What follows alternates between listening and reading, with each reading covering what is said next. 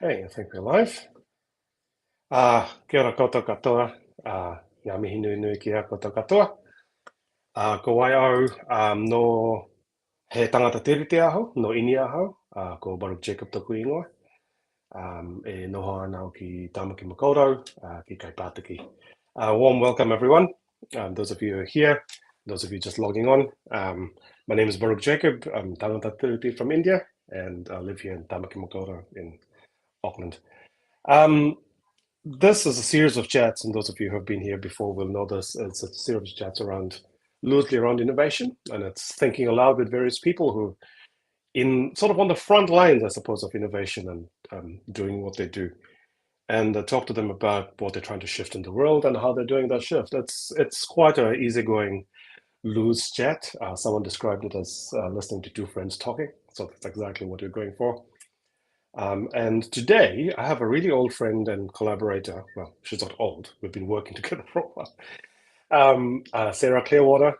We've done some stuff together with the CX Collective, which she's still going hard out at, and a few other things. So I'm going to bring Sarah on and get her to introduce herself, and we'll take it from there. So let's bring her on. Kia ora, Sarah. There you are. Welcome. Kia ora, Baruch. Kia ora koutou. Nice to see everybody here on the call today. Yes, you asked me to introduce myself. Yes. Yeah. However you'd like. I'll do that. Okay, so I guess I like to call myself an intersection child. I whakapapa to Egypt and Eastern Germany and grew up in West Berlin, so in West Germany towards the end of the Cold War.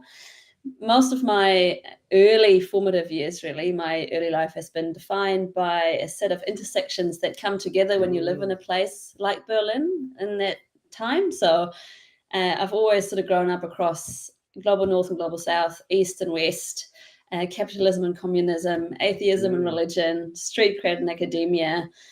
So really early on, I think I got to see the world through multiple lenses. And as a result, I am most comfortable in those spaces in between, in those intersection places.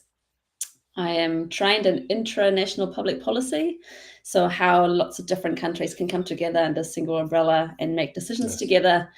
I started working in local government and then later for the European Union, and then met my now husband in the UK, who convinced me that I should come to the land of the long white cloud, where it's apparently always sunny. Look out there today. Needless to say, I fell for both the guy and the story. And here I am 13 years later in Tamaki Makaurau, on the North Shore. I've got a 3-year-old son and a 4-year-old rescue dog who'll keep me busy and on track.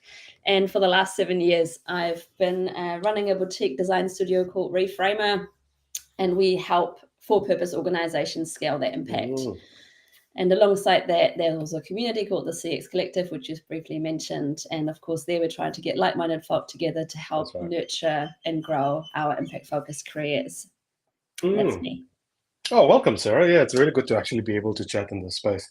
And I think it's around Reframer that we first met. Oh, no, it was around the CX Collective, I think we first met when you were just setting that up.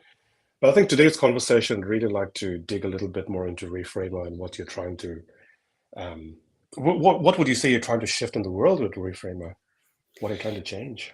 Yeah, that's a really interesting question. I actually mulled on that when you first sent through your request. And I think reflecting on the fact that really the defining pattern of my journey has been to reframe and or move beyond those set of binaries that I just spoke about, really with the intention to create space for possibility and a more nuanced way of being and seeing to emerge. And in a way, that is the same thing that I'm offering my clients, and that's also what my activity is focused on through Reframer, just really in a different language. You know, how might we reimagine the role of organizations in our societies, and what does it mean for them to show up and make decisions in a different way? So that's a really long-winded answer to your very succinct question around really what I'm trying to shift. Is what organizations perceive to be possible, valuable, and desirable. And that's a really interesting one. It's quite a hard thing to kind of figure out, the journey to figuring out what it is you're trying to shift. Because, and I feel like I can ask you this because I've seen your journey as well. Hey, what has that journey been like? Because I feel like you're a lot clearer now than you used to be. Would you say that's fair? 100%, 100%. Mm, And I think, and some of you who are in this conversation today may already know this about me, but identity has always been a really hard thing for me. mm, And coming to New Zealand, the most confronting, I think, insight, and also the most, I guess, supportive insight in that sense, has been the idea that we are who we are, not just because of where we're at, but where we've come from.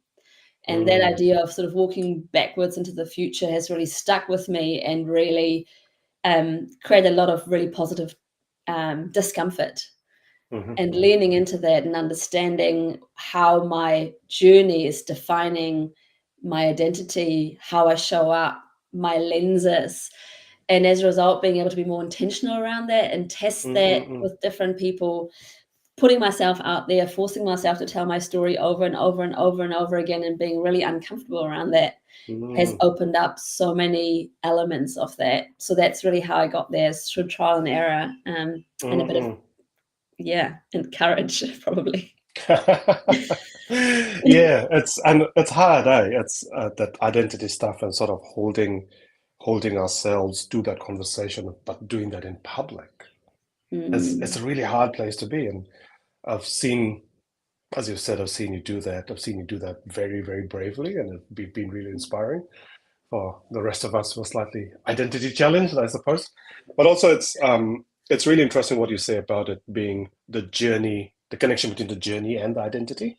You know, mm, it's not an easy, straightforward thing either, right? yeah. It's quite an interesting one, yeah. Um, ah, I apparently I need to figure out how to blur some of that because it's distracting some people out there. Yeah, sorry, Martin. I'll figure out a way to blur it next time. Um, as you're doing some of that, Sarah, as you're trying to shift, as you with reframe, as you're trying to shift things in the world, what's getting in the way of that mahi that you're trying to do? What gets in the way? Again, a really good story, right? Because especially, so I started on my own, like I said, in 2017, so that's 7 years ago. Hmm. And the idea that you've got an idea that is worthy, all of you, at the risk of everything, right? Your income, your stability, your relationships. It's a pretty big move, and so there's a lot of things that can sort of make you think, oh, it's me. I'm doing Hmm. everything wrong, or I'm not getting enough people, or enough clients, or my offer's not good enough, or so it's very easy to internalize an experience that actually is created by a set of factors or set of conditions. And so what's getting in the way, on in hindsight, I think is first and foremost been, and this is a prominent conversation among us and among friends as well, that lack of leadership, or really poor leadership inside organization, in my context anyway.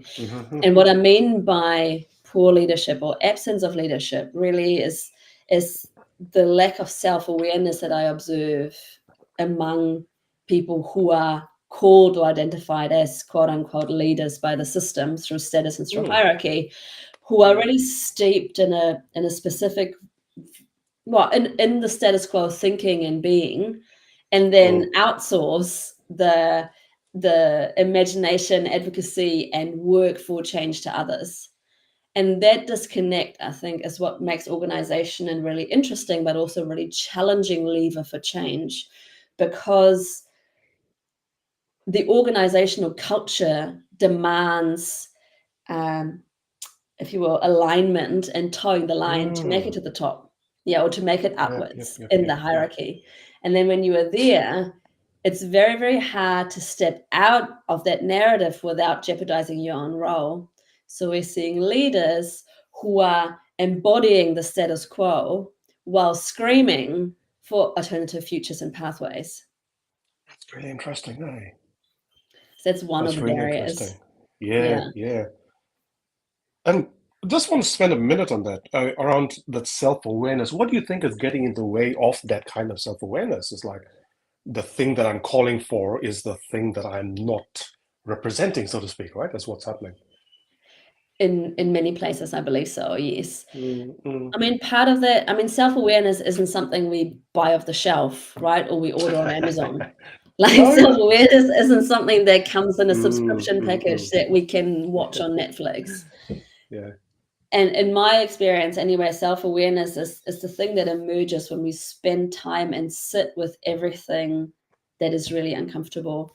When Mm, you hear the sound of silence, when we are able to recognize that certain experiences create certain sensations inside of our bodies. So mm, fundamentally, what I'm speaking to is the idea of rest and reflection. And mm. our system is not geared for rest and reflection, right? It's in fact, Interesting. Yeah. it's the things that Very is much. least Yeah. they're least valued. Yep. And so if you think about similarly, if anybody is trying to, let's say, become fitter or healthier or whatever, and does exercise in the gym or go running or whatever, we know that the activity of exercise is the precursor to the actual activity of growing and becoming healthier that occurs while we're resting and sleeping. That's right. That's right. Our system and the dominant narrative is around run, go to the gym, do all the stuff, but don't sit down because that is lazy. So we have Yeah. a lot of us have got guilt around that, right? There are a lot of people who go, I Yeah. can't sit still, or I can't take a day off, or Yeah. and it's taken me, if I think about it, I mean, I've been self-employed, like I said, for 7 years. I come from a family, from generations Mm, of people who have been entrepreneurs. And mm. it's taken me up until this year to grant myself a 4-day work week. Has it been life-changing, transformational, Oh incredible? God. Yes, all the things. Yeah. Oh, so much. Yes. Has it Yeah. taken this long to have enough compassion for myself and allow myself to say, if I want to be the person that I say I want to become, I have to honor, I have to drink my own, eat my own dog food. Yeah, I have to start disassociating from some of the status quo that I have internalized in terms of Mm, thinking, in terms of beliefs, in terms of behaviors. I have to have rest in my practice if my business relies on me being on top of my game. mm. Oh, thank you, sir. I think that's really, really insightful about particularly this thing about rest, um, and what it means to rest and what it does for us. And the growth Mhm. is in the rest, not so much in the doing before the rest. Yeah. And there's a question come up then. I think I'm just going to bring this up here because I particularly talked about leadership. And how do you feel about the manager leadership distinction? How do you in Mm. this context that you're talking about? Is there a distinction? Um, there are different ways to answer that. Mm, Um, I think for me, the distinction sits within a binary that is no longer helpful. interesting. But it is a Say more. distinction that makes sense, right? So again, I spoke about the Mm, binaries I grew up with, and all my work sits in moving beyond the binary or creating space within the binary by introducing a spectrum. And if you're interested, on my website, my personal one, sarahclearwater.com, you'll have access to a report that's called Perspectives on Design and Leadership. And some of you who are on the call here today um, have participated in that research, but a couple of years ago, I mm, was interested in exactly that question, Caroline, that you are offering here around what is leadership and how is it different to other things that we might associate with leadership. And so for me, leadership is a really responsive behavior that effectively comes down to mm, understanding a moment in time that requires a certain action in a certain direction. Sometimes leadership is listening. Sometimes leadership is creating space for others to come together and do the thing. Sometimes nice, leadership is making a nice. decision. And so the manager leader dichotomy, if you will, I think is introduced through the lens of organizational theory. But the manager as a function in a system is a function that is supporting the status quo of the system. The manager is there to ensure the hierarchy is being respected and to ensure, I guess, people within that hierarchy are aligning Mm, mm, themselves to mm, norms and mm. behaviors that are acceptable of the system. that binary has started to emerge because leadership, I think, as an idea, is something we intuitively know that leadership is more than a function in the system. And That's we right. also know that, That's right. unlike a manager, a leader isn't appointed from the top, right? Leadership emerges from within the collective or from within the community or from within the people. And leadership rises, ebbs and flows. We're not all leaders at all times. Our prime minister or our CEO is not a CEO in every, or prime minister in every situation, at home, at work, in every team, in every policy department, in every seating of the parliament. Yep. Yeah. And so I guess the invitation is to start saying, well, if this is a spectrum and makes me choose between two things that are imperfect, or sorry, this binary, how might I reimagine the relationship of elements of these to create more choice and opportunity for me? Yeah, no, that's really interesting. And I think that resonates very much as you sort of start to move beyond that, oh, this is what this is and this is what this is. Also, it strikes me that what you've been talking about, we've been talking about what's getting in the way of you, the things you're trying to shift in the world. It strikes me that what you've been talking about are quite mental model things, right? It's the way we see the world. Those are the kinds of things that's been getting in the way. But your last comment just there about the relationships sort of takes me into, like, you and I have talked about the 6 conditions of systems change and all of that in that context. And are there some relational stuff that's getting in the way of what you're trying to shift as well? Is that a way you would see it? Would you see it differently? I would say that the mental models that we hold obviously define how we believe we relate to one another. So if I believe I'm your senior, and I'm your quote unquote superior, the way that I enter this relationship is going to be very different than saying we're collaborators or we're equals or we've shared stake in a collective outcome. Yeah, so those mental models naturally inform how we relate to one another. I think one of the two other things that have come up for me when I think about what are some of the key barriers that I keep coming across again, and maybe that speaks into your question, is to go this idea of we have to deliver results quarterly, annually, every 5 years. Like that's the rhythm, right? And 5 years is the longest we can think without falling over backwards in a business or in a government for that matter. Yeah. And so short-termism, again, as a result of the infrastructure we have designed into the system that the mental models are upholding. This idea that, the busy work culture, this I have to be doing things all the time, again, stems from those mental models. So, but to your point, my mental models are really, really hard to shift. Yes. What is somewhat easier to shift is seeing relationships and then deciding to step into those differently.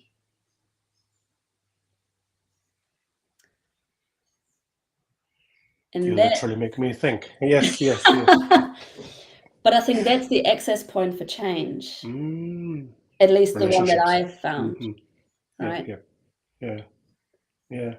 Did some of that come out in the piece of research you did, which you've written a report about as well? The relationships. I feel like it came up as a thing, did it as well?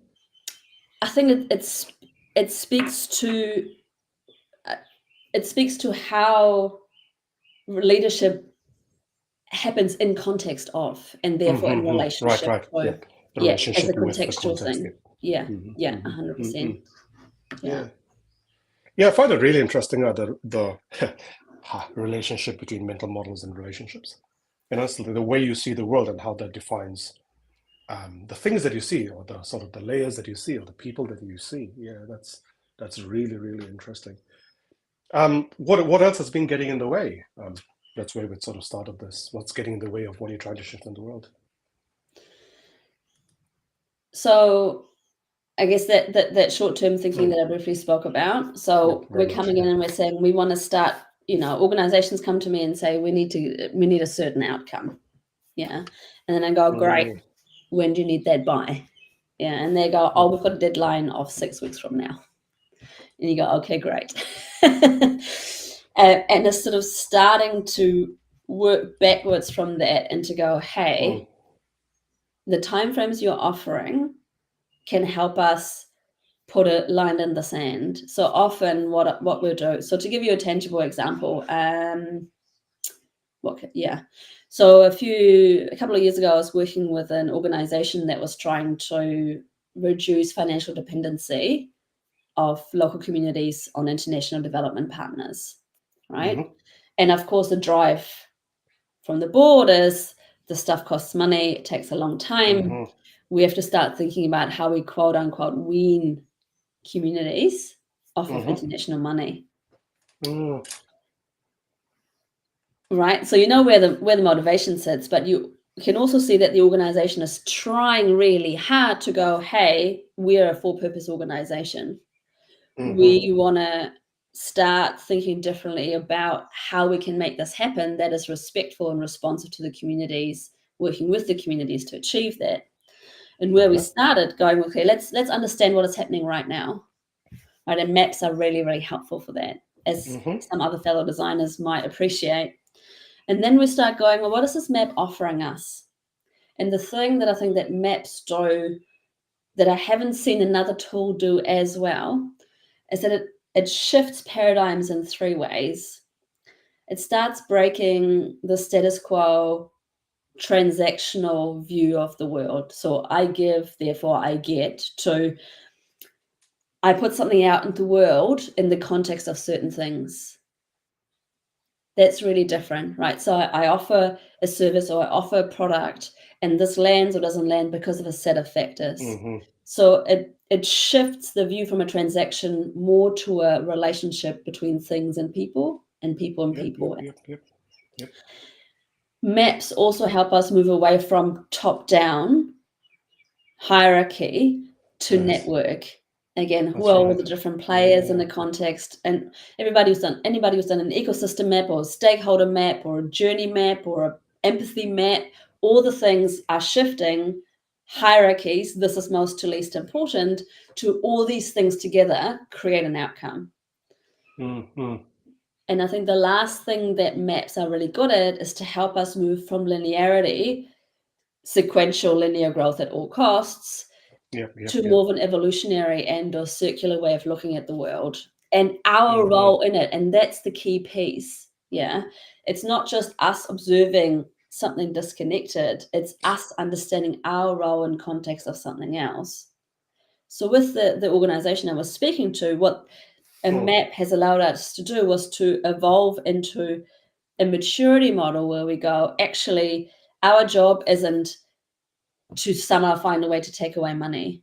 Our job is to create the conditions as someone who is aware of their power and privilege, to create the condition for others to find their own pathways towards independence. Yeah. So how do we move away from the donor recipient binary to how might we pathway a variety of community leaders into a community of practice that allows them to define and feed off and share and nurture each other's success? Really different outcome, but through really simple tools that most people on this call will be familiar with. And I find it really fascinating because, again, that example is another one of sort of a mental model shift from, I don't know, non-relationships to more relational. Yeah. Is that a fair comment? Or am I seeing relational stuff everywhere now? I mean, arguably everything is connected, right? And so we end the conversation there. But what it does is it helps reframe the position of the protagonist to one of an enabler. It shifts the position and it shifts the position of the person or the organization asking the question and holding a lot of power in the system to go, how do we reimagine the system to function, of which relationship is one, positionality is another, and then resources such as power and access and all that stuff is another. And it's no longer about let's start where they have lots of money and where they have no money, but let's think about an ecosystem model without drawing the ecosystem, with the permission for the process and the people who participate in the process to emerge and reimagine and iterate that final outcome over and over and over again. So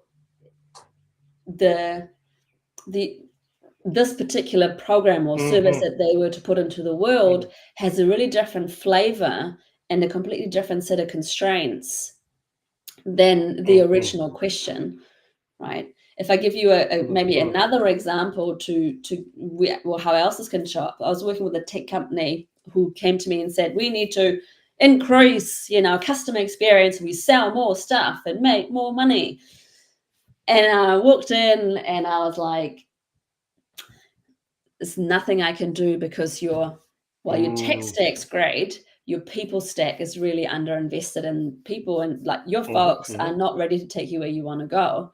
So we created effectively an EMAP, a map of emotions. We mapped the emotions in the organization, surfaced that through effectively a set of insights, which was an emotional map of the office, and then walked around and said, hey, how does this feel to you? Oh, yeah. Does it resonate? Hey. And what happens when you feel that?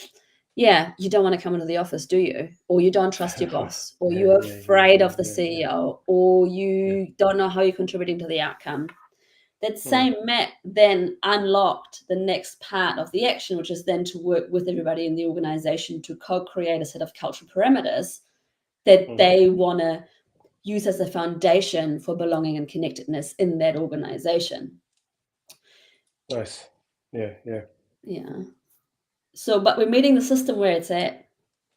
I think that's Brené Brown always speaks to this idea that we're meeting people where they're at. But I think when we think about systems change, we forget that the primary system we have to meet isn't, let's say, the communities we're trying to do things for. It's the organization or even the team within which we're embedded. That is the level of systems maturity that's our starting point. And from there, we have to take the team and the organization onto a journey to be ready to start shifting external or adjacent systems. Very often in a social innovation context, we are so passionate about the outcome benefiting this community, the citizens, that we forget that the vehicle to change is the system within which we are embedded, which is our organization. And if that organization isn't set up to actually facilitate that outcome, it's just not going to happen. Yeah, absolutely. Now that's been really interesting, Sarah, and I think I'm just going to take one question. We may not have time for much more than one, but I think this segues really nicely into what you've been talking about. And this is from Taryn. I was just asking the mental model you speak of, in which we embody busybody. How do we shift organizations' mindsets towards more of a trust system? I mean, like literally, as you said, to be busy for the sake of being busy doesn't actually get anything done, right? But how do we help organizations do that shift? You talked a little bit about it, but will you try and answer that? I think if we come back to this idea that we meet the system where it's at, I would say we are your advocates and where is the energy, right? So if I walk into an organization where the people stay until 8 o'clock, but are on Facebook from 5 till 8 because they have to sit there and show that's right. that they're busy, we have very, very little ground to work on, right? But even within there might be a person appointed for health and well-being. Maybe there's a set of values that you can hook into. What does the latest company strategy tell you about how you could link into so that busy mindset into it? Could you do the next staff survey? Could you try and get a question into the survey and then use it as an anchor for more? So I don't think the question at this point necessarily is to how do we shift that, but the question is where do we start anchoring into the status quo and iterate our way? How do we build runway for change is my favorite saying. That's what I ask my customers often. How do we build a runway for change? What is the next step? How does this plane start bringing out, the wings? How do we Yes, start yes, aligning the yes, yes. rudder? How do we get all the passengers on board? Like all these micro steps before we go, how does this plane take off? Absolutely. We're at time, but I just want to take this one thing because it's not coming up on, I can't seem to bring it up on the screen, but I'll read out the question. It's from Greg. And it says, Sarah, is it hard in your work to assess whether you have done enough, being enough versus doing enough? Being Well, enough that'd be a versus nice question doing to end it. on. Yeah. Yeah, it's like, what do you think? In your own work, what's come Yeah, up? I think I'm a person who has got specific expectations of myself, and they're Mm, aligned around a set of values and a set of boundaries. And that constitutes enough for me. So if I've mm, stuck to my values and or engaged intentionally with a deviation from my values and landed there, and if I've put in place boundaries or conditions for this work and they have been met, then we've done a good job. And mm-hmm, again, I can control what I can control. I can control how I show up. I can control what I invest, and I can control what I value. And after that, I can make an invitation for others to act on it because that is my yes, role as a yes. consultant. I'm Cool. not going to Yep. overextend myself into Yep, yep, forcing other people to take action. yeah, That's a yeah, recipe yeah, for disaster. yeah, yeah. Yeah, thank you for that, Sarah. And I think we'll bring it to a close on that. There's a couple more questions. Unfortunately, we're slightly running out of time. Uh, are you okay for people to connect with you and continue some of these conversations? That's a yes. And also, is there any way that, I mean, can people help you do the shift that the thing that you're trying to shift in the world? Other ways people can connect with that, or Yeah. what's a good way to do that? Yeah. So I think there's three things that people can do. Hmm. One is lean into self-awareness, lean Mm, into rest and reflection as much as you can. If we were to all do that yes. tomorrow, I think the world would be a better place. Yeah. And the second thing is community. Hell yes. What's your Yep. community? How can you stay connected to people who are for you, who give you energy, Mm, and vice versa? For me, that's a CX collective. For you, that might be another, but choose a community yes. and lean the hell in. And then the third thing I'd say is spread the word. If you know of for purpose Mm, organizations who are keen to scale their impact, I'd love to talk to you. I'd love to get an introduction. awesome. Thank you very much, Sarah. There's been quite a lot of tautoko coming up in the comments. And yeah, I think this has resonated quite well. For those of you, there seem to be some tech glitches I haven't quite been able to figure out, but there will be a recording and I will send it to you. There is a recording and I will send it to you. And thank you all very much for your time and your energy. And thank you, Sarah, for your time and energy. Thanks, Baruch. Thanks, everybody, for being here. Back at there. Ka kite.